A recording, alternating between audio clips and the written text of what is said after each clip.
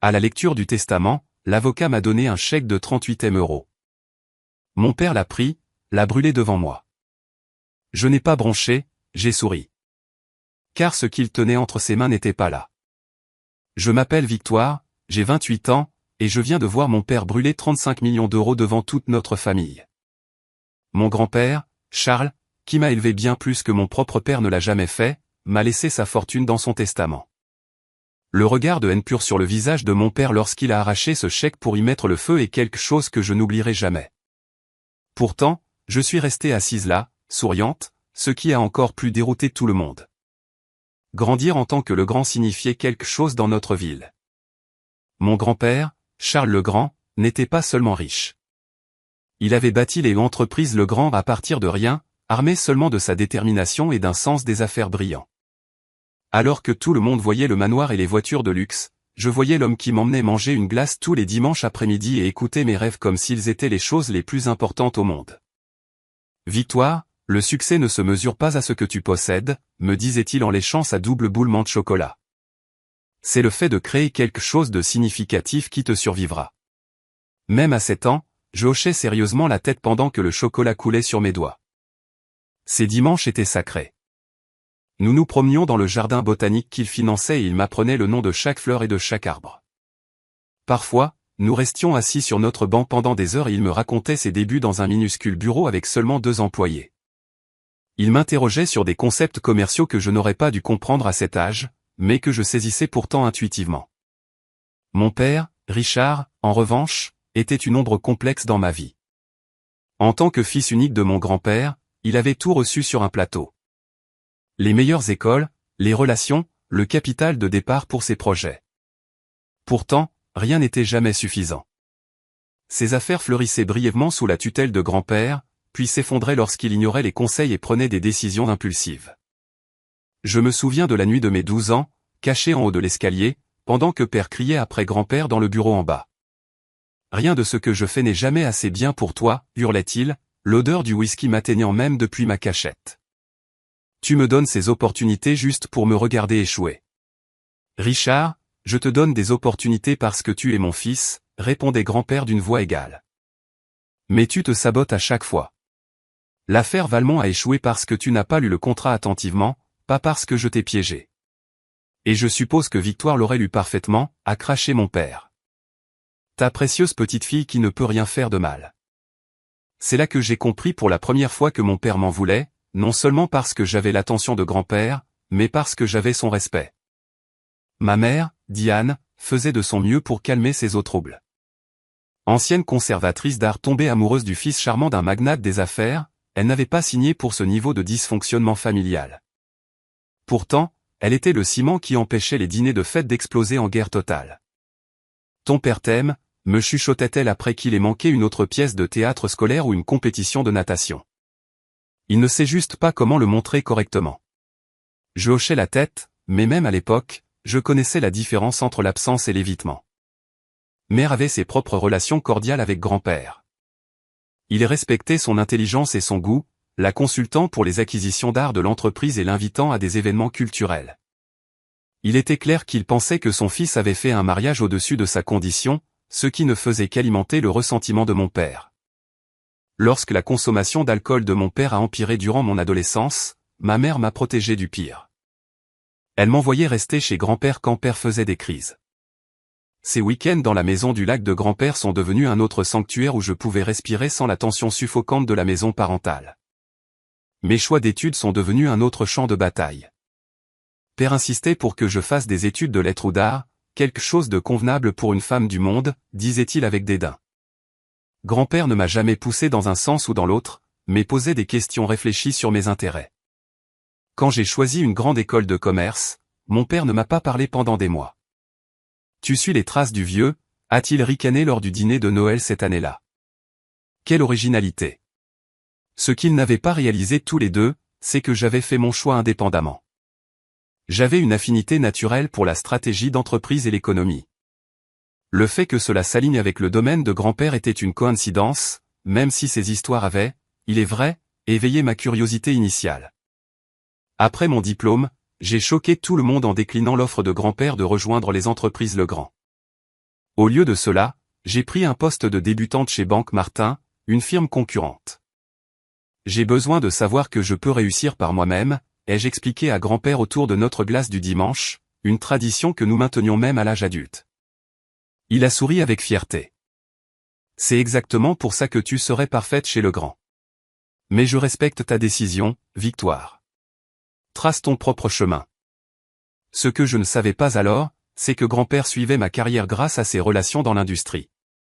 Chaque promotion que je gagnais, chaque projet que je menais à bien, il savait tout, collectionnant les coupures de presse et les mentions dans les bulletins de l'industrie. Mon frère Alexandre a adopté une approche différente de la dynamique familiale. De 2 ans mon cadet, il s'est rangé très tôt du côté de notre père, voyant peut-être cela comme la voie de la moindre résistance. Là où je défiais l'attitude dédaigneuse de père, Alexandre la reflétait. Là où je travaillais pour mes réussites, Alexandre utilisait le nom de famille. Tu te compliques la vie pour rien, m'a dit Alexandre après que j'ai refusé qu'il me mette en relation avec un associé de père pour une promotion rapide. Pourquoi prendre l'escalier quand tu peux prendre l'ascenseur? Parce que je veux connaître chaque marche, ai-je répondu. Comme ça, quand j'arriverai au sommet, personne ne pourra remettre en question comment j'y suis parvenu. La fracture finale entre nous est survenue juste 3 mois avant que grand-père ne tombe malade. Alexandre avait été pris à utiliser les ressources de l'entreprise pour des dépenses personnelles dans la petite division des entreprises Legrand que père l'avait aidé à obtenir. Quand j'ai refusé de le couvrir lors de l'audit interne, il m'a accusé de trahison. La famille protège la famille, a-t-il sifflé sur le parking de l'hôpital après avoir rendu visite à grand-père. Pas quand cela signifie compromettre mon intégrité, ai-je répondu, et pas quand cela nuit à l'entreprise que grand-père a bâtie. Toujours la petite fille parfaite, a-t-il ricané. Ça doit être agréable d'être la favorite. Je l'ai regardé partir en trombe, me demandant quand nous étions devenus de tels étrangers. La vérité, c'est que je n'ai jamais demandé à être la favorite de qui que ce soit. Je voulais juste être moi-même, gagner ma vie. Si cela s'alignait davantage avec les valeurs de grand-père qu'avec celles de mon père, ce n'était pas un choix stratégique. C'était juste qui j'étais. Je ne savais pas alors à quel point ces fractures familiales allaient bientôt s'ouvrir avec 35 millions de raisons pour le point de rupture finale. L'appel est arrivé un mardi matin pluvieux d'octobre. Je me préparais pour une présentation cruciale quand mon téléphone s'est allumé avec le numéro de ma mère. Victoire, c'est grand-père. Tu devrais venir à la clinique tout de suite. Oubliant ma présentation, j'ai traversé la ville en toute hâte jusqu'à la clinique Sainte-Marie. Grand-père avait subi un grave AVC. À 84 ans, il était toujours aussi vif mentalement, mais son corps déclinait progressivement depuis 1 an. Ce premier jour à l'hôpital a établi un modèle. J'arrivais tôt avant le travail, puis je revenais après, restant jusqu'à la fin des heures de visite. Mère venait régulièrement, apportant des fleurs et des livres. Père et Alexandre faisaient des apparitions qui devenaient plus fréquentes et plus longues à mesure que les jours passaient et que les médecins confirmaient que l'état de grand-père ne s'améliorerait probablement pas. Les vautours tournent, m'a chuchoté grand-père un soir, hochant la tête vers la porte d'où mon père et mon oncle Philippe venaient de sortir après une visite soudainement pleine de sollicitude. Ne parle pas comme ça, ai-je dit en ajustant ses oreillers. Concentre-toi sur ta guérison. Ses yeux bleus, encore brillants malgré sa faiblesse, se sont fixés sur les miens. Victoire, j'ai bâti un empire en voyant les choses clairement. Laisse-moi voir ça clairement aussi. Durant ces 3 semaines, la chambre d'hôpital est devenue un moulin où défilaient des membres de la famille qui n'avaient pas rendu visite à grand-père depuis des années. Des cousins au second degré, des nièces et neveux éloignés, même sa belle-sœur Marguerite, qui l'avait un jour accusé d'avoir escroqué son mari dans une affaire il y a des décennies. J'entendais des conversations dans le couloir, des discussions mal déguisées sur l'après et la succession. Mon père a commencé à apporter des papiers à faire examiner par grand-père, prétendant qu'il s'agissait d'affaires urgentes, bien que grand-père ait officiellement pris sa retraite 5 ans plus tôt. Il essaie de sécuriser sa position, m'a dit grand-père lors d'un de nos moments privés. Richard a toujours paniqué quand il se sentait incertain. Lors d'une nuit particulièrement difficile, alors que les médecins s'inquiétaient de la baisse du niveau d'oxygène de grand-père, il a demandé aux infirmières de nous laisser seuls. Une fois seul, il a pris ma main avec une force surprenante. Victoire, je dois te dire quelque chose. J'ai toujours vu tout le monde clairement. Richard, Alexandre, tous. Leurs motivations, leurs faiblesses, et les tiennes aussi. C'est-à-dire, ai-je demandé. Ta force, ton intégrité, comment tu ne m'as jamais rien demandé, même quand je t'aurais tout donné. Il a fait une pause pour reprendre son souffle. J'ai fait 2 plans. Richard combattra le premier. Laisse-le croire qu'il a gagné. Grand-père, je ne comprends pas. Des plans pourquoi? Pour remettre les choses en ordre. Pour m'assurer que mon héritage continue comme je l'avais prévu. Il a serré ma main. Promets-moi que tu feras confiance au processus, même quand il semblera que tout s'effondre. J'ai promis, même si je ne comprenais pas ce qu'il voulait dire. Plus tard cette nuit-là, j'ai entendu père et oncle Philippe dans le couloir. Charles a toujours été traditionnel sur ces choses-là, disait oncle Philippe. L'entreprise te reviendra en tant que fils. Elle a intérêt, a répondu père. Le lendemain matin, grand-père a demandé à parler seul à son notaire, maître Gérard Vincent. L'entretien a duré près de 2 heures, et quand je suis revenu, grand-père semblait en paix. Tout est réglé maintenant, a-t-il dit avec un petit sourire. Maintenant, nous pouvons juste profiter du temps qu'il nous reste. C'est exactement ce que nous avons fait les jours suivants. J'ai apporté des albums photos de sa maison et nous nous sommes remémorés les vacances en famille, les étapes importantes de l'entreprise et ses innombrables sorties pour manger des glaces. Parfois, il s'endormait au milieu d'une conversation, mais il se réveillait toujours avec un sourire en me voyant encore assise là. La dernière nuit, quelque chose semblait différent. La chambre était plus calme, comme si le monde extérieur avait déjà commencé à reculer. J'étais assise à lui tenir la main, tamponnant occasionnellement son front avec un linge frais. « Victoire » a-t-il dit soudainement, sa voix plus claire qu'elle ne l'avait été depuis des jours. « Tu te souviens quand tu avais 10 ans et que tu es tombée du quai à la maison du lac ?» J'ai hoché la tête, surprise qu'il pense à ça maintenant. « Tu n'as pas pleuré.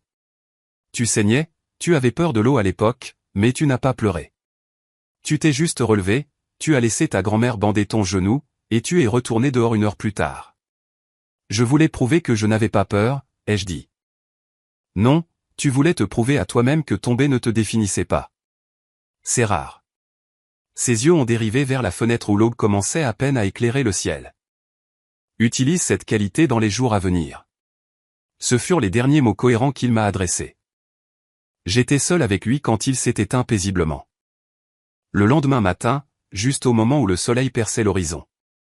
La performance de la famille aux funérailles était exactement celle attendue. Père, soudainement le fils éploré qui avait prétendument été si proche du défunt, Alexandre, le petit-fils qui avait tant appris de son grand-père, tante Judith, tamponnant des yeux secs avec un mouchoir tout en chuchotant à propos du traiteur de la réception. Je me tenais à l'écart d'eux. Mon chagrin était réel et brut. Charles le Grand n'avait pas seulement été mon grand-père. Il avait été mon mentor, mon ami, la figure paternelle qui avait toujours cru en moi. La seule personne qui semblait partager ma peine sincère était maître Gérard Vincent, qui se tenait respectueusement au fond, les yeux étrangement rouges. Votre grand-père était unique, m'a-t-il dit à la réception. On n'en fait plus des comme lui. Dans les jours qui ont suivi, mon père est devenu de plus en plus anxieux à propos de la lecture du testament prévu le vendredi suivant. Je l'ai entendu au téléphone avec son conseiller financier faire des plans pour restructurer certains actifs. D'ici la semaine prochaine, tout sera réglé, assurait-il à Alexandre lors du dîner 3 jours avant la lecture. Rien que les actions de l'entreprise valent plus de 200 millions d'euros. Nous devrons consolider immédiatement. Mère a croisé mon regard à travers la table, son expression illisible. Plus tard, elle est venue dans ma chambre alors que je me préparais à partir. Victoire, quoi qu'il arrive vendredi, souviens-toi que l'argent change les gens et révèle parfois qui ils étaient vraiment depuis le début. J'ai hoché la tête, pensant qu'elle me mettait en garde contre Père et Alexandre. Ce n'est que plus tard que je réaliserai qu'elle me mettait peut-être aussi en garde contre moi-même. La nuit avant la lecture, je n'ai pas pu dormir. Je me suis assise sur mon balcon en regardant les étoiles et en repensant à toutes ces leçons que grand-père m'avait enseignées sur la valeur, sur le mérite, sur ce qui compte vraiment à la fin. Ce n'est pas une question d'argent, ai-je chuchoté au ciel nocturne. Il n'a jamais été question d'argent.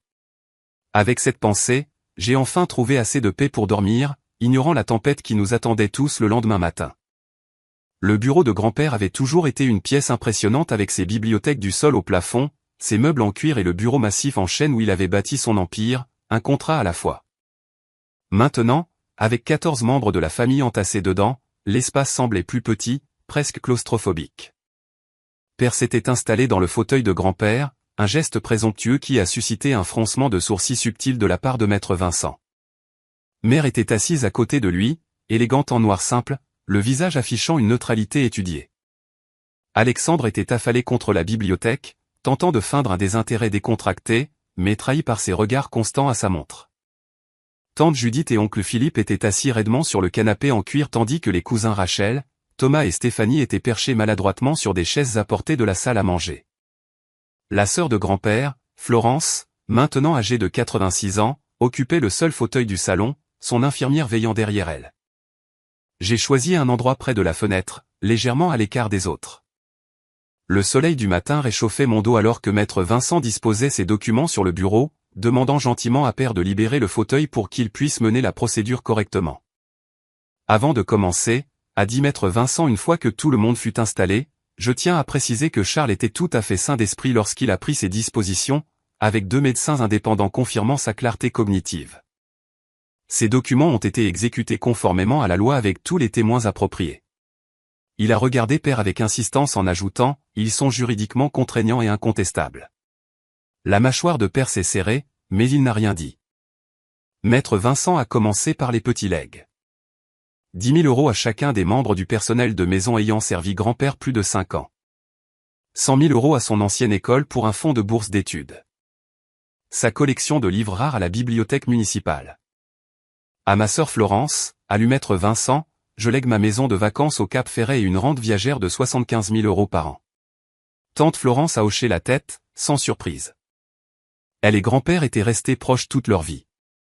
À mes neveux et nièces, a poursuivi maître Vincent, je laisse 25 000 € chacun, avec 50 000 € supplémentaires à ceux qui obtiendront un diplôme de master. Les cousins Rachel et Thomas ont échangé des regards tandis que Stéphanie fixait ses mains. À la femme de mon fils Richard, Diane, la voix de maître Vincent s'est légèrement adoucie. Je lègue ma collection d'art du 19e siècle, qu'elle a toujours appréciée plus profondément que quiconque dans la famille, ainsi que 500 000 € à utiliser à sa discrétion. Le calme de ma mère a vacillé un instant, ses yeux s'écarquillant avant qu'elle ne reprenne rapidement le contrôle. La main de mon père s'est posée de manière possessive sur son genou. À mon petit-fils, Alexandre, a continué maître Vincent, je laisse 1 million d'euros qui sera bloqué sur un compte jusqu'à son 35e anniversaire, avec des distributions trimestrielles des intérêts seulement jusqu'à cette date. De plus, je lui lègue ma collection de voitures anciennes avec la stipulation qu'aucun des véhicules ne pourra être vendu pendant une période de 10 ans. Alexandre s'est redressé, son expression mêlant satisfaction et calcul. 1 million était substantiel, mais clairement moins que ce qu'il espérait. Maître Vincent a fait une pause, buvant une gorgée d'eau avant de continuer. La pièce était devenue tendue, tout le monde conscient que les actifs majeurs, les actions de l'entreprise, le patrimoine immobilier principal et le gros des liquidités n'avaient pas encore été abordés. Concernant les entreprises Legrand, a dit maître Vincent, amenant Père à se pencher avidement en avant, l'entreprise que j'ai bâtie à partir de rien et qui a été l'œuvre de ma vie. Père planait pratiquement au-dessus de son siège. J'ai déterminé que 51% des droits de vote seront placés dans une fiducie avec des directives spécifiques pour la gestion de l'entreprise à suivre par les mandataires. Les 49% d'actions restants. Nous y étions. Les mains de Père tremblaient littéralement. Sont par la présente léguée à ma petite-fille, Victoire Legrand. La pièce est devenue complètement silencieuse. J'ai senti les yeux de tout le monde se tourner vers moi, mais j'ai gardé mon regard sur maître Vincent, sûr d'avoir mal entendu. Le visage de mon père avait viré à une teinte rouge alarmante. C'est absurde, a-t-il explosé, se levant si brusquement que sa chaise s'est renversée en arrière. Je suis son fils, son seul fils. J'ai travaillé à ses côtés pendant 30 ans. Maître Vincent est resté calme. Si vous me permettez de finir, Richard, il y a un message spécifique de votre père concernant cette décision. Je n'ai pas besoin d'entendre ses excuses. Père criait maintenant. C'est de la manipulation d'outre-tombe. Il essaie de nous contrôler même dans la mort. Richard, a dit mère doucement. S'il te plaît, assieds-toi et laisse maître Vincent finir. En explication de cette décision, a continué maître Vincent une fois que Père eut redressé sa chaise à contre-cœur et se fut rassis. Charles a laissé ces mots, j'ai vu Victoire devenir une personne intègre, intelligente et compatissante. Les 3 qualités les plus importantes pour la bonne gestion de la richesse. Elle a fait ses preuves non pas en cherchant mon approbation ou mes actifs, mais en traçant son propre chemin et en s'en tenant à ses principes même quand c'était difficile. Ce sont les qualités nécessaires pour assurer que les entreprises Legrand continuent de prospérer et que mon héritage soit utilisé pour un impact positif. Le silence qui a suivi ces mots était assourdissant. J'ai ressenti un mélange complexe d'émotions. Choc, gratitude, chagrin et un sentiment écrasant de responsabilité. C'est des conneries, a finalement dit Alexandre. Elle l'a manipulé quand il était vulnérable. Victoire passait à peine du temps avec lui jusqu'à ce qu'il tombe malade, a ajouté Père, sa voix dangereusement basse. Pendant ce temps, j'ai consacré ma vie à cette entreprise. Maître Vincent a soupiré.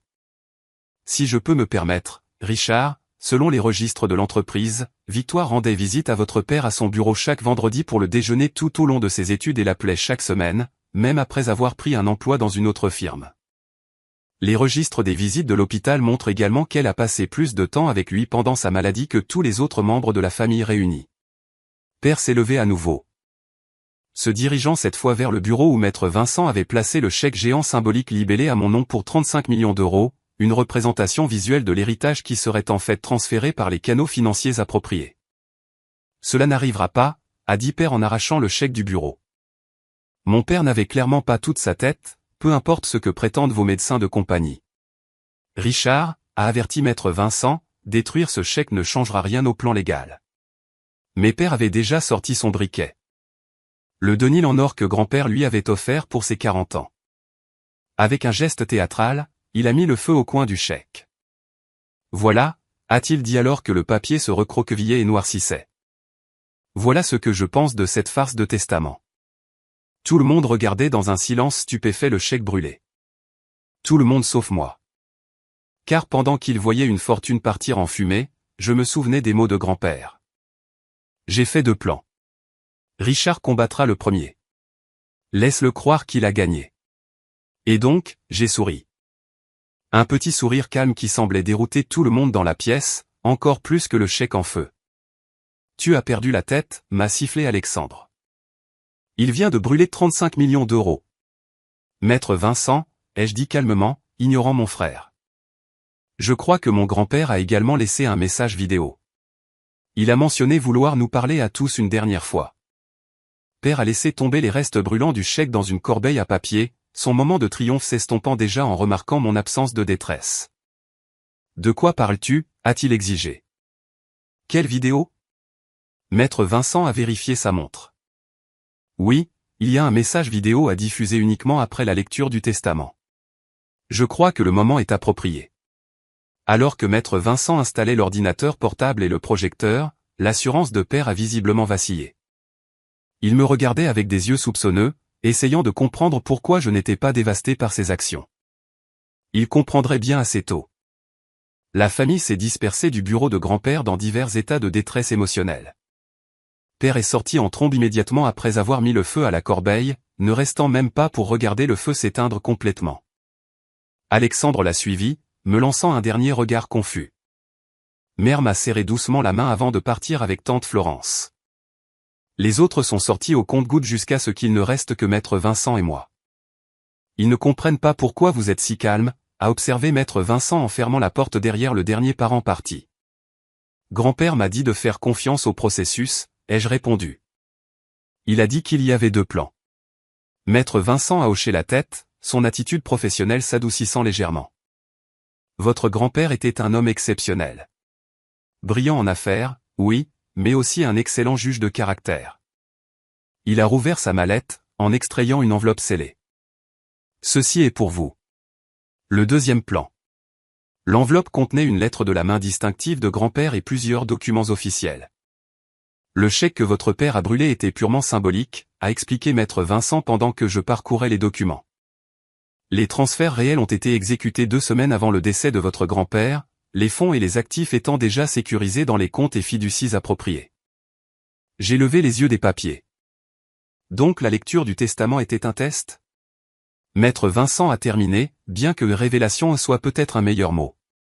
Votre grand-père voulait voir comment chacun réagirait face à ses véritables volontés. Et il s'attendait à ce que votre père fasse exactement ce qu'il a fait. J'ai réalisé qu'il espérait avoir tort, a dit doucement maître Vincent. Mais oui, il s'est préparé à cette éventualité. C'est pourquoi nous devrions regarder son message vidéo maintenant, en privé, avant de partager la partie appropriée avec le reste de la famille plus tard. Maître Vincent a lancé le fichier vidéo. Le visage de grand-père est apparu à l'écran, enregistré dans sa chambre d'hôpital, mais un jour où il avait été particulièrement lucide. La vue de lui, alerte et si incontestablement lui-même, m'a mis les larmes aux yeux. « Bonjour, Victoire », a-t-il commencé, confirmant que cette version m'était destinée à moi seul. Si tu regardes ceci en privé avec Gérard, alors Richard a réagi exactement comme je craignais qu'il ne le fasse. Il a soupiré profondément. Un père n'arrête jamais d'espérer que ses enfants s'élèvent vers leur meilleure nature, mais j'ai dû accepter que Richard est motivé par l'insécurité et le sentiment que tout lui est dû plutôt que par des principes. Grand-père a légèrement bougé dans son lit d'hôpital, ses yeux intensément fixés sur la caméra. L'héritage que je t'ai laissé est déjà sécurisé. Les documents que Gérard t'a fournis détaillent tout, les comptes, les propriétés et tes actions dans les entreprises Legrand. Richard peut contester le testament autant qu'il le veut, mais il ne peut pas toucher à ce qui a déjà été légalement transféré. Il a souri, un sourire que je reconnaissais de nos innombrables conversations dominicales. Je n'ai pas bâti mon entreprise en me faisant déjouer, pas même par mon propre fils. Ton père sera en colère, a continué grand-père. Il essaiera peut-être de monter la famille contre toi. Tiens bon.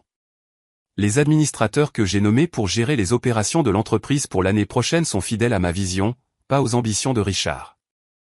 Utilise ce temps pour tout apprendre sur l'entreprise si tu choisis de t'impliquer. Bien que j'ai structuré les choses de manière à ce que ta sécurité financière soit garantie quoi qu'il arrive. Son expression s'est adoucie. La vidéo s'est terminée avec grand-père demandant à maître Vincent de préparer la version familiale du message une fois que j'aurai eu le temps de tout assimiler. Je suis resté assise en silence pendant plusieurs minutes après que l'écran soit devenu noir, submergé à la fois par le chagrin et la responsabilité. Prenez votre temps, a dit gentiment maître Vincent. C'est beaucoup à absorber. Il savait, ai-je finalement dit. Il savait exactement comment tout le monde se comporterait. Charles se faisait peu d'illusions sur les gens à la fin, a convenu maître Vincent. Il en avait trop vu en 84 ans. J'ai regardé à nouveau les documents. Alors, que se passe-t-il maintenant? Maintenant, vous avez des décisions à prendre, mais pas immédiatement. La période de gestion d'1 an vous donne le temps d'envisager vos options. Maître Vincent m'a tendu une carte de visite. C'est Hélène Dubois, la conseillère financière que Charles a sélectionnée pour vous aider à naviguer dans cette transition. Elle attend votre appel. Et mon père? Quand sera-t-il pour le deuxième plan? C'est en partie à vous de décider, a dit maître Vincent. La version familiale de la vidéo explique que les actifs ont déjà été transférés, mais elle n'entre pas dans les détails des arrangements. Vous pouvez choisir d'être transparente sur tout maintenant, ou vous pouvez prendre un peu de temps pour sécuriser votre position d'abord. J'ai pensé à l'expression de mon père alors qu'il brûlait le chèque, le triomphe dans ses yeux, les années de dédain et de ressentiment. Le soulagement qu'il avait ressenti en pensant avoir bloqué mon héritage. Je vais prendre un peu de temps, ai-je décidé. Laissez-le croire qu'il a gagné pour l'instant. Maître Vincent a hoché la tête avec approbation. Votre grand-père pensait que vous diriez cela, a-t-il dit. Vous comprenez que parfois, le meilleur mouvement commercial est la patience.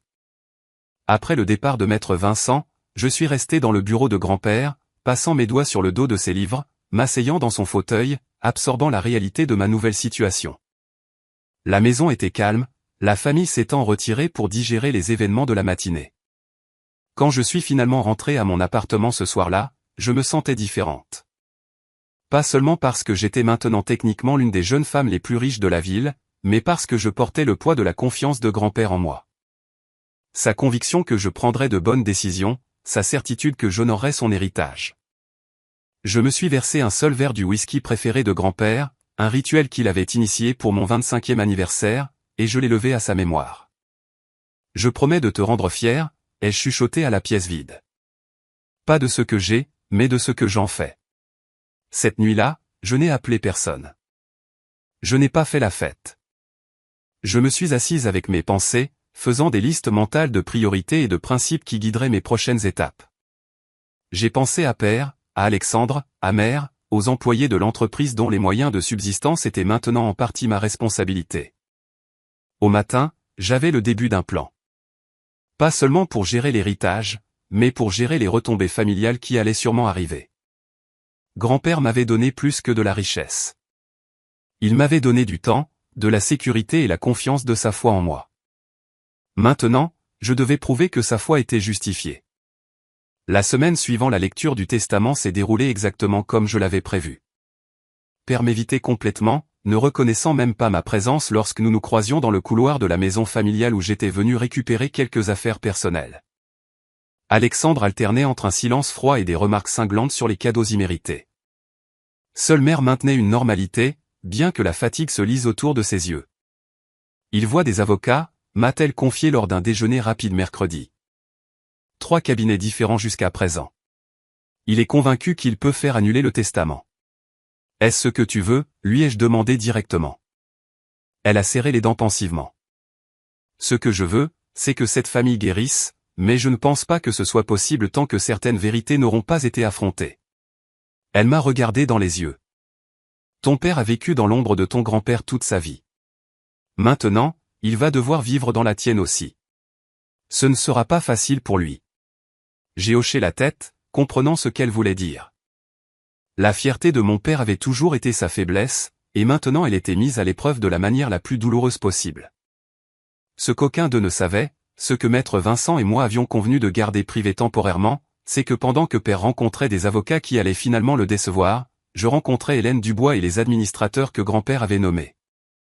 J'apprenais la véritable étendue de l'entreprise familiale, ses opérations, ses défis et ses opportunités. Charles était préoccupé par plusieurs décisions récentes que Richard a fait passer au conseil, m'a expliqué Hélène lors de notre deuxième réunion, me montrant des projections financières qui semblaient terriblement instables. L'acquisition de Westridge l'inquiétait particulièrement. L'entreprise a contracté une dette importante et les projections de revenus semblent optimistes. Ce qui veut dire fabriquer ? Ai-je traduit. Ce qui veut dire que quelqu'un devrait vérifier les chiffres indépendamment, a corrigé Hélène diplomatiquement. Dès le vendredi, des rumeurs d'un audit imminent ont commencé à circuler au sein des entreprises Legrand. Je l'ai appris non pas par la famille, mais par Jeanne, l'ancienne assistante de direction de grand-père, qui m'a appelé directement. Victoire, il se passe quelque chose au bureau. Des auditeurs externes sont arrivés ce matin sans préavis. Ton père ne le prend pas bien. Je l'ai remercié pour l'information, sans surprise. Les administrateurs avaient mentionné leur intention de mener un examen approfondi des finances de l'entreprise. Ce à quoi je ne m'attendais pas, c'était la rapidité avec laquelle la façade soigneusement construite par mon père commencerait à s'effriter. Le dîner de famille ce dimanche-là fut un cours magistral de tension. Père est arrivé en retard, échevelé et sentant légèrement le whisky. Alexandre n'arrêtait pas de vérifier son téléphone nerveusement. Mère maintenait une conversation agréable sur des sujets futiles, une compétence qu'elle avait perfectionnée au fil de décennies de dysfonctionnement familial. Alors, a finalement dit Père, posant sa fourchette avec une force excessive, je suppose que tu as entendu parler de l'audit. J'ai soutenu son regard. J'ai entendu des rumeurs. Des rumeurs, a-t-il répété, son rire amer. C'est comme ça qu'on appelle ça ? Quand les administrateurs que ton grand-père a nommés commencent à déchiqueter tout ce que j'ai construit. Est-ce que tu l'as construit, pourtant ? Les mots sont sortis de ma bouche avant que je puisse me raviser. Des années de frustration refoulée trouvant enfin une voie. Où est-ce que grand-père l'a construit et tu as juste pris le crédit ? Alexandre a inspiré brusquement. Mère a fermé les yeux brièvement. Tu ne connais rien aux affaires, a craché Père. Rien sur ce qu'il faut pour diriger une entreprise de cette taille. Tu as joué à la carrière avec ton poste de débutante pendant que je gardais les entreprises Legrand rentables depuis des décennies. Vraiment, ai-je demandé doucement. Parce que l'audit préliminaire ne suggère pas que ce soit vrai. Son visage a pâli. Que sais-tu des résultats de l'audit ? Je n'ai rien dit, laissant son imagination combler le silence. C'est ton œuvre, a-t-il accusé. D'une manière ou d'une autre, tu as orchestré tout ça. Tu as retourné les administrateurs contre moi. Richard, a interjeté Mère. Victoire n'aurait pas pu. Ah non? Il s'est tourné vers Mère maintenant. Elle manipule le vieux depuis des années. Tous ses déjeuners privés, ses visites le week-end. Elle jouait sur le long terme alors qu'on pensait qu'elle était juste sentimentale. L'injustice de son accusation m'a piqué, mais j'ai gardé une expression neutre. Je l'aimais, c'est tout. Oh, épargne-nous ça, a sauté Alexandre. On sait tous que tu étais sa favorite. Maintenant tu as tout et on se retrouve avec des miettes. 1 million d'euros, ce n'est pas vraiment des miettes, Alexandre, ai-je souligné. Comparé à 35 millions plus la moitié de l'entreprise, si, a-t-il riposté. L'entreprise qui est actuellement sous audit pour irrégularité financière, lui ai-je rappelé. Peut-être devrais-tu être reconnaissant que ton fonds soit séparé des actifs de l'entreprise. L'expression de père a changé alors, le calcul remplaçant la colère. Tu sais, a-t-il dit lentement, cet audit pourrait nuire à la réputation de l'entreprise. Le cours de l'action pourrait chuter. Ton héritage pourrait ne pas valoir autant que tu le penses. Est-ce une menace, ai-je demandé. C'est une réalité, a-t-il répondu. À moins que quelqu'un n'intervienne pour gérer la situation. Quelqu'un avec de l'expérience dans la gestion de crise d'entreprise. Et voilà. Le pivot vers l'intérêt personnel auquel je m'attendais. Père ne se souciait pas de l'entreprise ou de ses employés. Il se souciait de tirer parti de toute influence qu'il avait encore. L'audit suivra son cours, ai-je dit fermement. Grand-père voulait la transparence et moi aussi. Alors tu es une idiote, a claqué père. Cette entreprise opère dans le monde réel, pas dans un fantasme idéaliste où tout est réglo. Il y a des arrangements, des ententes, des façons de faire des affaires qui ne feront pas bonne figure sous un microscope.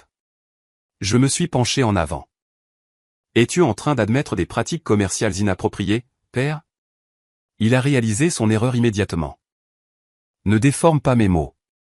Je parle des complexités normales de la gestion d'une entreprise mondiale, quelque chose dont tu ne sais rien. Mais j'apprends, ai-je répondu calmement. Très vite. La conversation s'est détériorée à partir de là, se terminant avec père sortant en tempête et Alexandre le suivant après m'avoir lancé un dernier regard plein de ressentiment. Mère et moi sommes restés dans la foulée. L'élégante salle à manger soudainement trop grande, trop calme. Il a peur, a-t-elle dit finalement. Il est terrifié à l'idée d'être exposé. Comme quoi, ai-je demandé. Elle m'a regardé directement dans les yeux. Comme étant moins que ce qu'était ton grand-père. Moins que ce que tu pourrais devenir. La semaine suivante a apporté la première vraie crise. L'audit avait découvert des divergences significatives dans l'acquisition de Westridge et le conseil d'administration a convoqué une réunion d'urgence. Père, toujours techniquement PDG bien qu'avec une autorité réduite sous le nouvel arrangement de la fiducie, était tenu d'expliquer les projections financières qui avaient justifié l'achat. J'ai assisté en tant qu'actionnaire majoritaire, assise tranquillement au fond pendant que Père présentait des explications de plus en plus alambiquées pour des chiffres qui ne collaient tout simplement pas. Les membres du conseil, dont beaucoup étaient des associés de longue date de grand-père, échangeaient des regards inquiets. Monsieur Legrand, a dit Henry Sullivan, le président du comité d'audit, ses projections de revenus dépassent les normes de l'industrie de près de 40%. Quelles données soutiennent ce niveau d'optimisme? Père a mélangé ses papiers. La technologie propriétaire que Westridge développait promettait des avantages significatifs sur le marché. La technologie que des évaluateurs tiers ont maintenant jugée commercialement non viable, a pressé Henry. La réunion a continué sur cette lancée pendant des heures, les explications de Père devenant de plus en plus minces et défensives.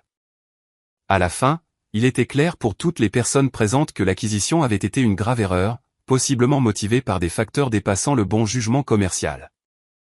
Alors que nous partions, Alexandre m'a approché dans le garage, son expression différente de celle que j'avais vue récemment. Moins hostile, plus inquiet. C'était mauvais là-dedans, a-t-il dit, regardant autour de lui pour s'assurer que nous étions seuls. Oui, ça l'était, ai-je convenu. Savais-tu?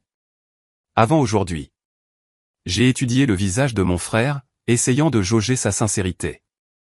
Je savais qu'il y avait des problèmes. Je ne connaissais pas l'étendue. Il a hoché la tête, passant une main dans ses cheveux dans un geste rappelant grand-père.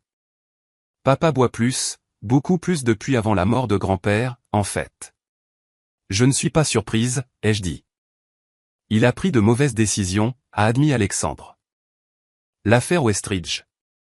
Il l'a fait passer parce que le propriétaire est son copain de golf. Le type était désespéré de vendre et papa voulait l'aider. Ce n'est pas comme ça qu'on prend des décisions d'affaires, ai-je dit. Je sais, a répondu Alexandre, me surprenant. Je l'ai toujours su. C'était juste. Plus facile de suivre le mouvement. Nous sommes restés dans un silence gêné un moment. Victoire, je sais que nous n'avons pas été proches, surtout ces derniers temps, mais je m'inquiète de ce qui va se passer ensuite. Si les résultats complets de l'audit deviennent publics, l'entreprise pourrait souffrir.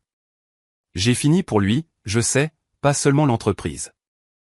Papa pourrait faire face à de graves conséquences. Certaines de ses décisions frôlent. Eh bien, la fraude. Le mot a flotté entre nous, lourd de sous-entendus. Qu'est-ce que tu me demandes de faire, Alexandre, ai-je dit finalement. Je ne sais pas, a-t-il admis. Je pensais juste que peut-être toi et moi pourrions parler sans les cris et les accusations. Trouver une voie à suivre qui ne détruise pas tout. J'ai considéré son offre, cherchant la manipulation mais trouvant ce qui semblait être une inquiétude sincère. Je vais y réfléchir, ai-je dit. Mais je ne couvrirai pas les méfaits. Ce n'est pas ce que grand-père voudrait. Je sais, a dit Alexandre doucement. C'est probablement pour ça qu'il t'a tout laissé à toi au lieu de moi. Tu as toujours tenu bon, même quand c'était dur. En le regardant s'éloigner, je me suis demandé si cela pouvait être le premier pas vers la guérison d'au moins une relation familiale. Mais la plus grosse tempête se préparait encore, et Père était en son centre. Le lendemain, les résultats de l'audit préliminaire ont été distribués aux membres du conseil et aux principaux actionnaires. Les conclusions étaient pires que ce que j'avais anticipé. Au-delà de l'acquisition de Westridge, il y avait des modèles de mauvaise gestion, d'enrichissement personnel et de rapports financiers potentiellement frauduleux s'étendant sur les 5 dernières années, le tout sous la direction de Père. Mon téléphone a sonné ce soir-là. Le nom de Père a clignoté sur l'écran. Après un moment d'hésitation, j'ai répondu.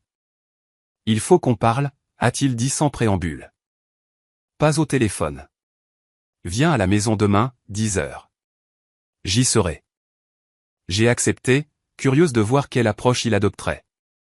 Quand je suis arrivé le lendemain matin, j'ai été surprise de trouver non seulement Père, mais aussi Mère et Alexandre, assis dans le salon comme pour une intervention. Père avait l'air hagard, son apparence habituellement soignée laissant place à quelqu'un de plus vieux, plus vulnérable que je ne l'avais jamais vu. Le rapport d'audit est accablant, a-t-il commencé sans détour. Si ces conclusions deviennent publiques, l'action Legrand va s'effondrer. Des contrats seront perdus. Il pourrait y avoir des enquêtes réglementaires. J'ai hoché la tête, attendant. Tu as le pouvoir d'arrêter ça, a-t-il continué. En tant qu'actionnaire principal, tu peux ordonner aux administrateurs de gérer ça en interne. Discrètement. Pourquoi ferais-je ça, ai-je demandé. Parce que malgré tout, nous sommes une famille, a dit Mère doucement. Et parce qu'il y a 5000 employés qui ne méritent pas de souffrir pour des erreurs qu'ils n'ont pas commises. C'était un bon argument que j'avais moi-même considéré. Les employés étaient des parties innocentes dans cette situation. Et la responsabilité, ai-je demandé en regardant directement mon père. L'audit montre des années de mauvaise gestion. On ne peut pas simplement ignorer ça. Je ne dis pas qu'il ne devrait pas y avoir de changement, a répondu Père, me surprenant. Je dis que ces changements ne doivent pas s'accompagner d'une humiliation publique et de potentielles accusations criminelles. Quel genre de changement suggères-tu, ai-je pressé. Père a pris une profonde inspiration, luttant clairement avec ce qu'il allait dire. Je démissionnerai de mon poste de PDG, passerai à un rôle consultatif sans autorité directe sur les décisions financières. Alexandre s'est penché en avant. J'en ai parlé avec papa. Nous pourrions faire venir un PDG intérimaire de l'extérieur, quelqu'un avec une forte réputation de gouvernance d'entreprise, pour montrer aux actionnaires et aux partenaires que nous sommes sérieux au sujet des réformes. J'ai regardé entre eux. Sentant qu'il y avait plus. Et nous aurions besoin de capital pour régler la situation Westridge, a admis Père. L'entreprise est surendettée à cause de cette acquisition.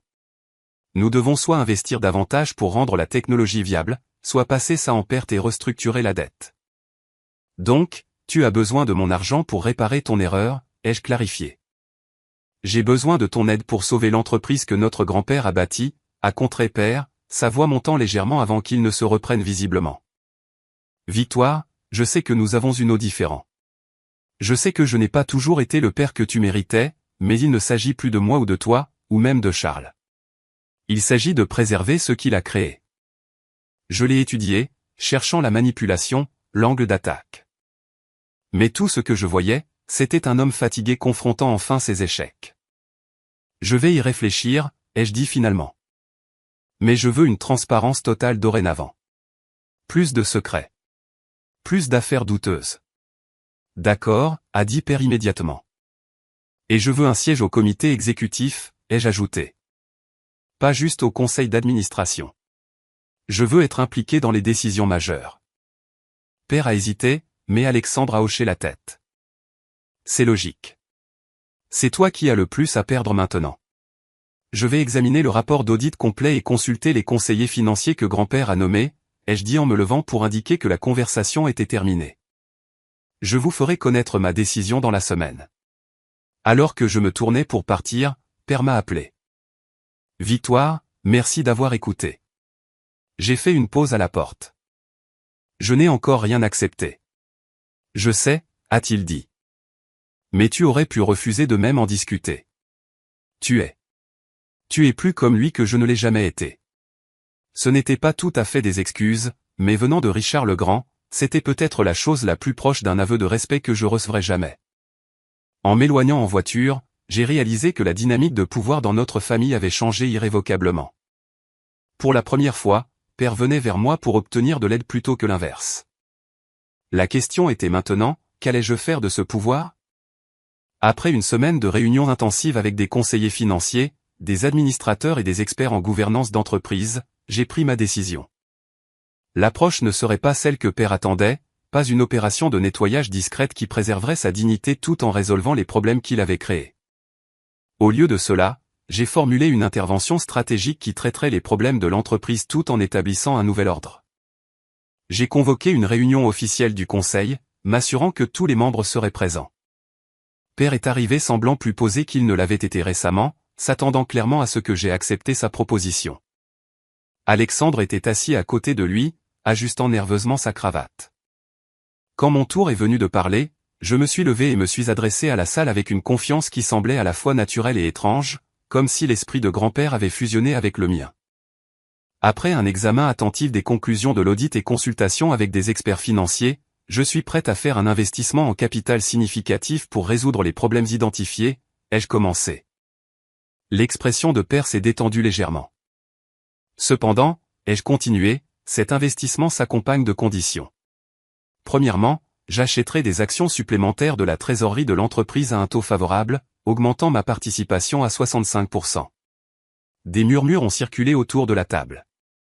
L'expression détendue de Père a disparu.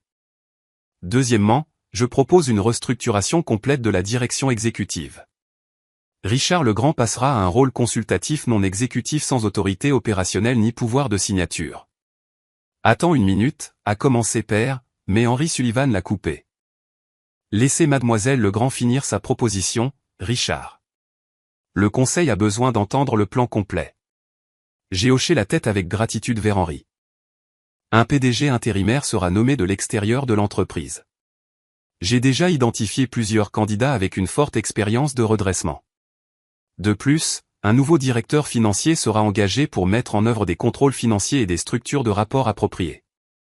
J'ai exposé le reste de mon plan méthodiquement, le calendrier pour traiter la débâcle de Westridge, la stratégie de communication pour les actionnaires et les partenaires, les réformes de gouvernance pour prévenir des problèmes similaires à l'avenir.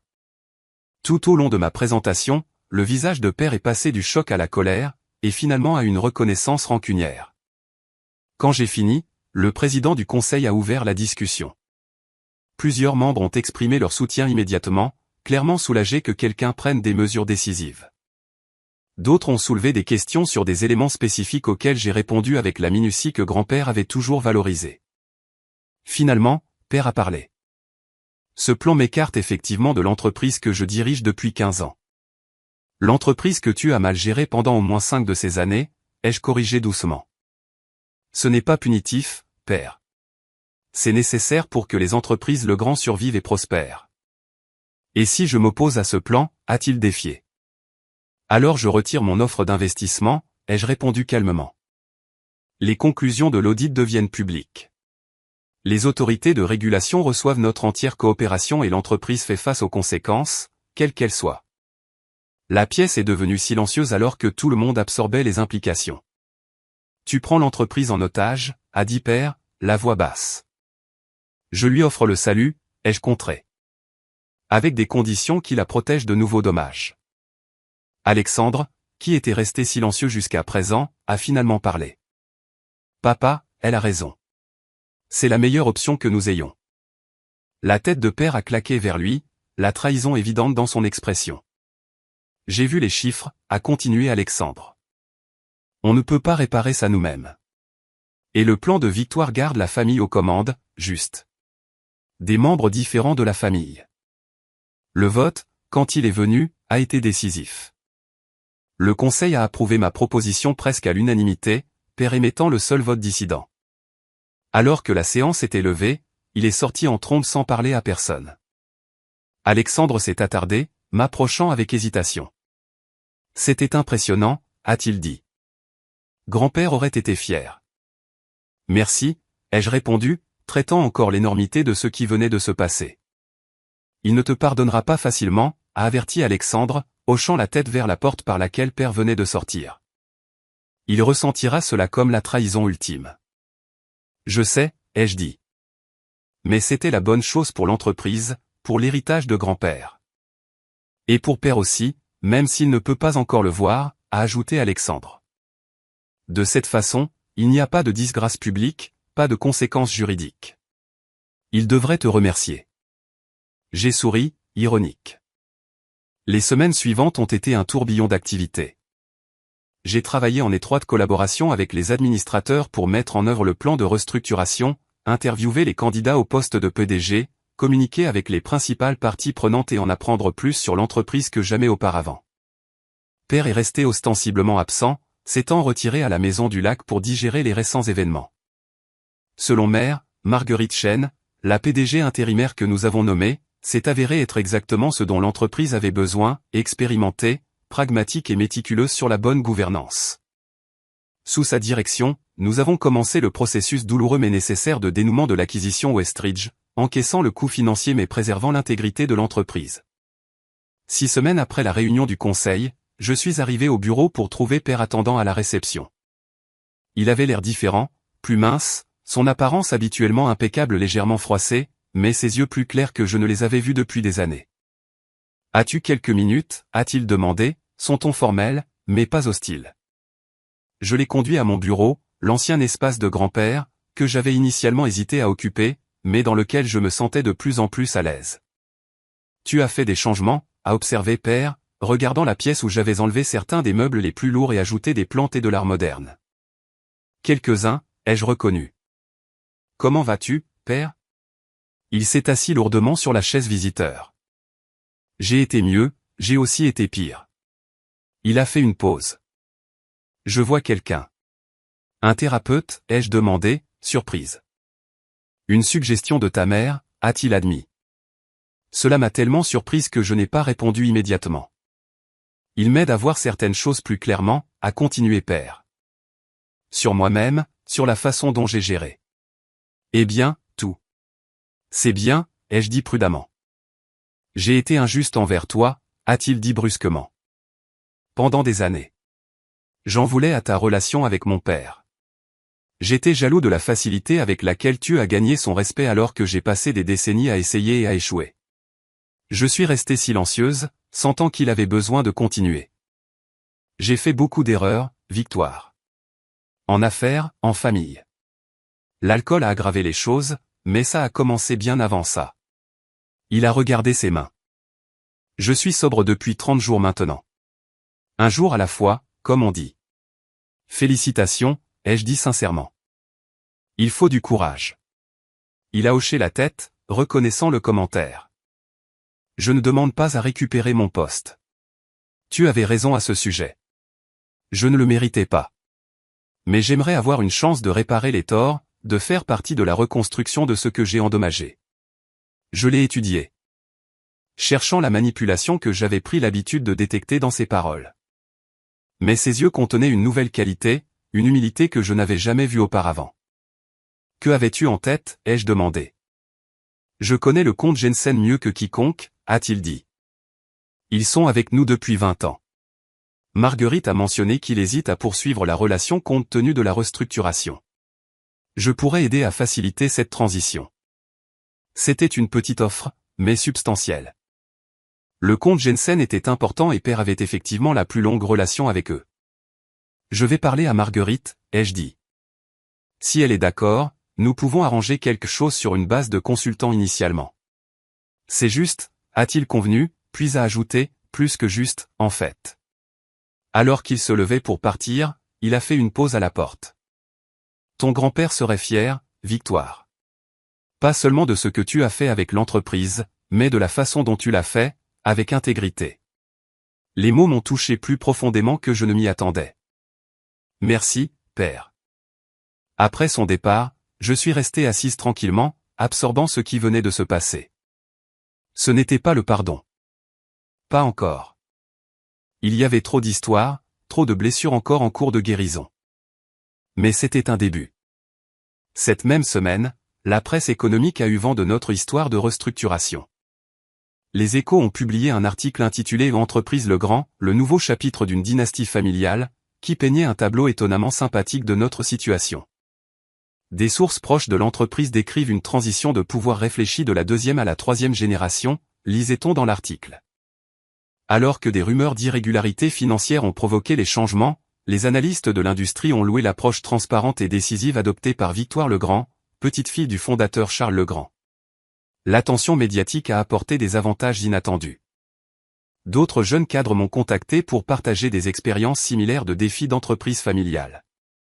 Des écoles de commerce ont demandé des études de cas. J'ai même reçu une invitation à parler lors d'une conférence sur la gouvernance d'entreprise. À travers tout cela, j'ai essayé de maintenir la perspective que grand-père m'avait inculquée, les affaires, c'était plus que le profit. C'était créer de la valeur, fournir des moyens de subsistance et laisser une empreinte positive sur le monde. Dans mes moments les plus intimes, je me demandais parfois si mes actions avaient été motivées en partie par un désir de vengeance, pour montrer à Père et Alexandre que j'étais capable de tout ce qu'ils pensaient que je n'étais pas. Mais à mesure que les mois passaient et que l'entreprise se stabilisait sous la nouvelle direction, ces pensées reculaient. Ce n'était pas une question de vengeance. C'était une question de responsabilité envers l'entreprise, ses employés, l'héritage de grand-père et, finalement, envers moi-même. 3 mois après avoir pris le contrôle, j'ai invité ma mère à déjeuner dans son restaurant préféré. Elle est arrivée semblant plus détendue que je ne l'avais vue depuis des années. La séparation fonctionne bien pour nous deux, a-t-elle dit quand j'ai demandé des nouvelles de Père. Il se concentre sur sa guérison, et je redécouvre des parties de moi-même qui s'étaient perdues dans tout ce drame. Je suis désolé si mes actions ont rendu les choses plus difficiles entre vous, ai-je proposé. Elle a secoué la tête fermement. Victoire, tu as fait ce qui devait être fait. Richard et moi nous dirigions vers une explication de toute façon. Cela a juste accéléré l'inévitable. Et Alexandre, ai-je demandé. Elle a souri. Il montre une maturité surprenante. L'arrangement de la fiducie que tu as suggéré pour lui faire gagner des responsabilités croissantes en atteignant des étapes spécifiques, c'était brillant. Il s'applique vraiment pour la première fois de sa vie peut-être. Alors que notre déjeuner se terminait, Mère a tendu la main à travers la table pour serrer la mienne. Ton grand-père savait exactement ce qu'il faisait quand il t'a mise aux commandes. Pas seulement parce que tu es intelligente et capable, mais parce que tu as le cœur pour diriger avec compassion, même quand la fermeté est nécessaire. Ces mots ont résonné dans mon esprit ce soir-là alors que je me préparais pour une présentation au conseil le lendemain. 6 mois après notre restructuration, les entreprises Legrand montraient de forts signes de reprise. Le cours de l'action s'était stabilisé, les clients clés avaient été retenus et le moral des employés s'améliorait sous la direction de Marguerite.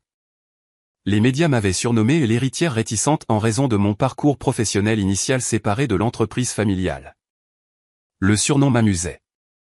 Je n'avais jamais été réticente à travailler dur ou à défendre mes principes, mais j'avais été réticente à revendiquer le pouvoir qui venait avec la richesse et la position, ne sachant pas si je le méritais ou si je pouvais l'exercer de manière responsable. Maintenant, en examinant les rapports trimestriels qui montraient que notre entreprise prenait un tournant, je ressentais une confiance tranquille. Pas la certitude arrogante que Père avait toujours projetée, ni l'attente de droit qu'Alexandre avait démontrée, mais quelque chose de plus ancré. La connaissance que j'étais là où je devais être, faisant ce que j'étais censé faire. Grand-père avait vu ce potentiel en moi bien avant que je ne le reconnaisse moi-même. Son cadeau n'avait pas été seulement la richesse financière. Cela avait été l'opportunité de découvrir ma propre capacité de leadership, de prendre des décisions difficiles et finalement de créer un changement positif. Cette nuit-là, j'ai rédigé un email à Père l'invitant à prendre un café la semaine suivante. Pas au bureau, mais au petit café où grand-père et moi avions l'habitude de nous arrêter après notre rituel de la glace du dimanche. Il était temps pour une nouvelle conversation. Pas sur le passé, mais sur l'avenir que nous pourrions bâtir ensemble différemment d'avant. En appuyant sur envoyer, je me suis souvenu de ce moment dans le bureau où Père avait brûlé le chèque, et j'ai simplement souri. Il ne s'agissait pas de savoir qu'il y avait un plan de secours. Il s'agissait de reconnaître que la véritable richesse n'était pas dans ce papier qu'il avait réduit en cendres. Elle était dans les leçons, les valeurs et la force que grand-père m'avait aidé à développer toute une vie. Certains héritages ne peuvent pas être brûlés, peu importe l'intensité de la flamme. Un an après la lecture du testament qui avait tout changé, je me tenais à l'étage exécutif rénové des entreprises Legrand, regardant l'horizon de la ville. L'entreprise avait non seulement survécu mais prospérait sous la nouvelle structure de direction. Marguerite Chen avait accepté le poste de PDG permanent après sa période intérimaire réussie, moi servant en tant que présidente exécutive du conseil. La transformation allait au-delà des mesures financières. Nous avions mis en œuvre les initiatives de durabilité longtemps souhaitées par grand-père, amélioré les avantages sociaux des employés et établi une fondation pour soutenir l'éducation dans les communautés défavorisées. La culture d'entreprise était passée de l'environnement basé sur la peur que Père avait créé à un environnement d'innovation, de collaboration et d'intégrité. Mademoiselle Legrand, la voix de mon assistante Sophie a interrompu mes réflexions. La réunion trimestrielle de direction va commencer. J'ai hoché la tête, rassemblant mes notes. Ces réunions trimestrielles avaient été mon innovation, réunissant les chefs de département de tous les niveaux pour assurer que la communication circulait librement dans toute l'organisation. La réunion d'aujourd'hui inclurait un visage familier mais toujours surprenant, mon père. La réhabilitation de Richard Legrand, tant personnelle que professionnelle, avait été un processus lent et imparfait. Après 9 mois de sobriété et de thérapie constante, il avait accepté un rôle limité se concentrant sur les relations clients où ses décennies d'expérience s'avéraient précieuses sans lui donner d'autorité financière. Notre relation restait compliquée, mais nous avions établi un respect professionnel prudent qui laissait parfois entrevoir la possibilité d'une guérison personnelle. En entrant dans la salle de conférence, j'ai fait un signe de tête à Père, qui était assis au milieu de la table plutôt qu'en bout de table, comme il l'aurait exigé autrefois. Il a rendu le salut avec un sourire petit mais sincère. La réunion s'est déroulée efficacement avec des mises à jour de chaque division et une discussion réfléchie sur les défis à venir. Quand Père a parlé de l'expansion du compte Jensen, il l'a fait avec professionnalisme et déférence envers le processus, un contraste frappant avec son ancien style impérieux. Après, alors que les gens sortaient, il m'a approché prudemment. Ça s'est bien passé, a-t-il offert. Le plan d'expansion européen est solide. Marguerite et l'équipe ont fait un excellent travail dessus, ai-je convenu. Un silence gêné s'est étiré entre nous avant qu'il ne parle à nouveau. Victoire, je voulais te faire savoir que j'assisterai au service commémoratif demain, si cela te convient. Demain marquait le premier anniversaire du décès de grand-père. J'avais organisé un service privé au jardin botanique qu'il avait aimé, suivi de l'inauguration d'une nouvelle bourse d'affaires en son nom. Bien sûr, ai-je dit. Mère a mentionné que tu viendrais peut-être. Il a hoché la tête, hésitant avant d'ajouter, j'ai beaucoup pensé à lui ces derniers temps. À ce qu'il essayait de m'apprendre et que j'étais trop têtu pour apprendre. Il m'a regardé directement dans les yeux. J'essaie d'apprendre ces leçons maintenant. Mieux vaut tard que jamais, je suppose. Je pense qu'il apprécierait cela, ai-je répondu prudemment. Père semblait sur le point d'en dire plus, puis a simplement hoché la tête à nouveau et est parti, me laissant avec des émotions mitigées. Sa transformation semblait authentique, mais des années de manipulation m'avaient appris la prudence. Pourtant, grand-père avait toujours cru aux secondes chances, prudemment données et soigneusement surveillées. Ce soir-là, j'ai retrouvé Alexandre pour dîner dans un restaurant calme du centre-ville. Notre relation avait subi peut-être l'évolution la plus surprenante. Initialement amer de ce qu'il percevait comme du favoritisme, il avait finalement reconnu l'opportunité dans la fiducie structurée que grand-père avait établie pour lui. L'entreprise de restauration de voitures anciennes d'école, a-t-il rapporté avec enthousiasme autour des entrées.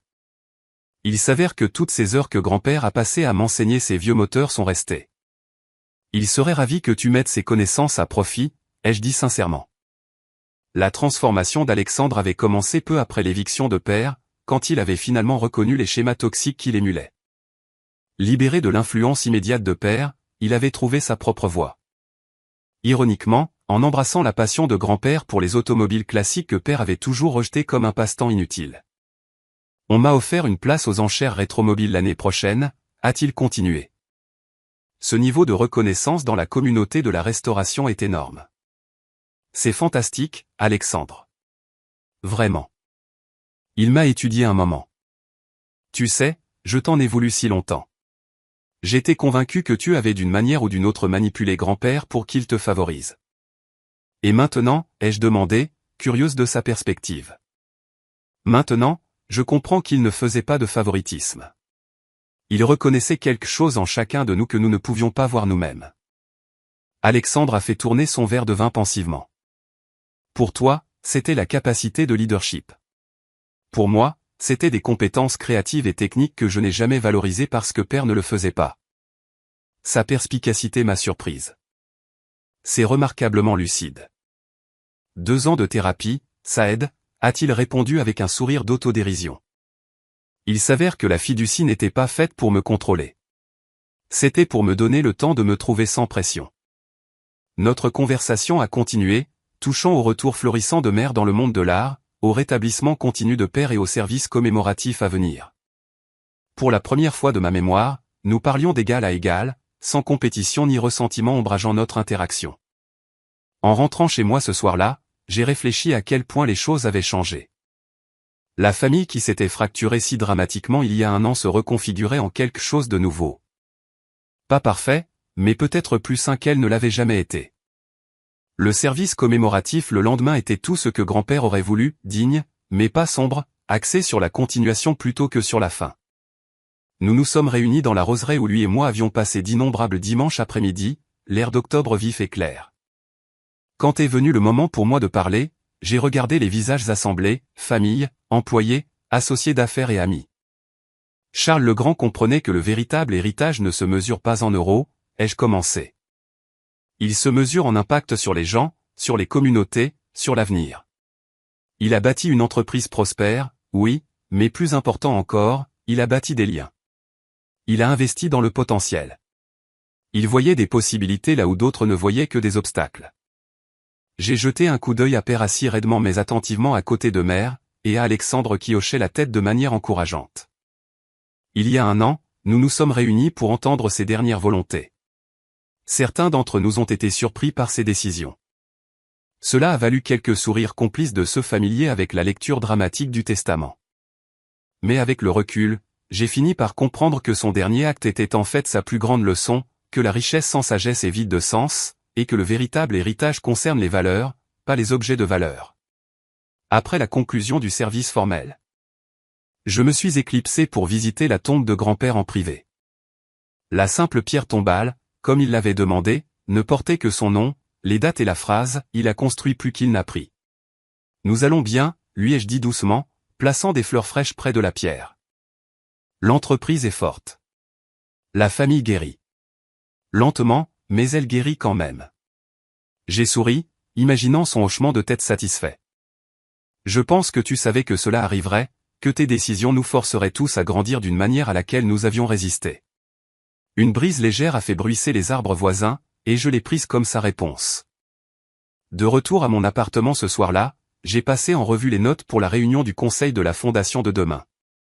La fondation Charles le Grand était devenue ma passion personnelle, utilisant une partie de mon héritage pour financer des opportunités éducatives pour des étudiants qui, comme grand-père lui-même, venaient de milieux modestes mais montraient une promesse exceptionnelle. Mon téléphone a vibré avec un SMS d'Hélène Dubois. Examen de la première année terminée. Toutes les conditions remplies. Le contrôle total vous est transféré demain selon les termes. Félicitations. Le message marquait la fin officielle de la période de supervision d'1 an que grand-père avait établie. Bien que les administrateurs m'aient progressivement donné une autonomie croissante à mesure que je démontrais mes capacités, demain finaliserait le processus. La responsabilité était dégrisante mais plus intimidante. Je me suis versé un petit verre du whisky préféré de grand-père, notre rituel, et je l'ai levé dans un toast silencieux. Le voyage depuis cette lecture de testament choquante jusqu'à aujourd'hui m'avait transformé d'une manière que je n'aurais pas pu imaginer. J'avais découvert une force que je ne savais pas posséder, une sagesse que je n'avais pas réalisé avoir absorbée, et la capacité de diriger avec à la fois fermeté et compassion. Le chemin n'avait pas été facile. Il y avait eu des nuits blanches à lutter avec des décisions difficiles, des moments de doute sur mes capacités et des confrontations douloureuses avec des membres de la famille. Mais à travers tout cela, je m'étais accroché aux principes que grand-père avait modélisés, intégrité, persévérance et le courage de tenir bon quand c'était nécessaire. Le fait que père ait brûlé ce chèque, sa tentative théâtrale de bloquer mon héritage, semblait maintenant presque comiquement futile.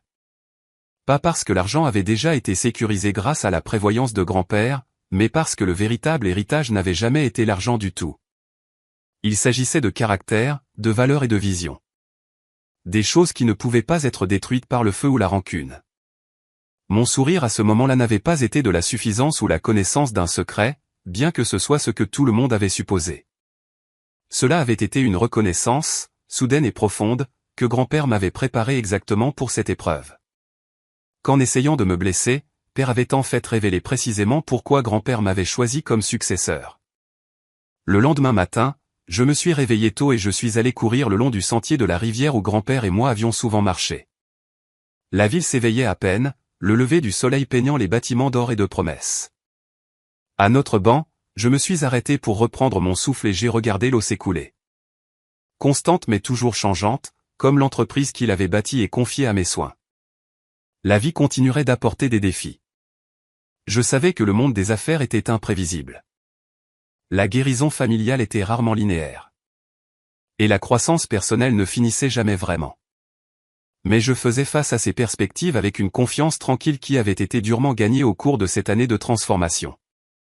La richesse que grand-père m'avait laissée offrait sécurité et opportunité.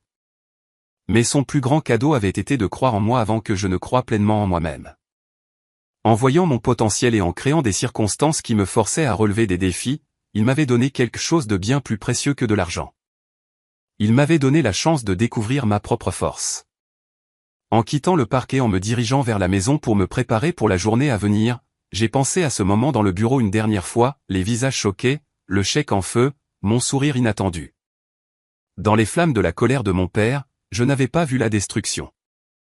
J'avais vu l'illumination. Le feu n'avait pas consumé mon héritage. Il avait révélé sa vraie nature. Certaines leçons ne peuvent être apprises que par le feu. Certaines forces ne peuvent être découvertes que par le défi. Et certains sourires ne concernent pas ce qui a été gagné, mais ce qui ne pourra jamais être enlevé. J'avais perdu mon grand-père, mais je m'étais trouvé moi-même. Et cela, je le savais, était exactement ce qu'il avait prévu depuis le début.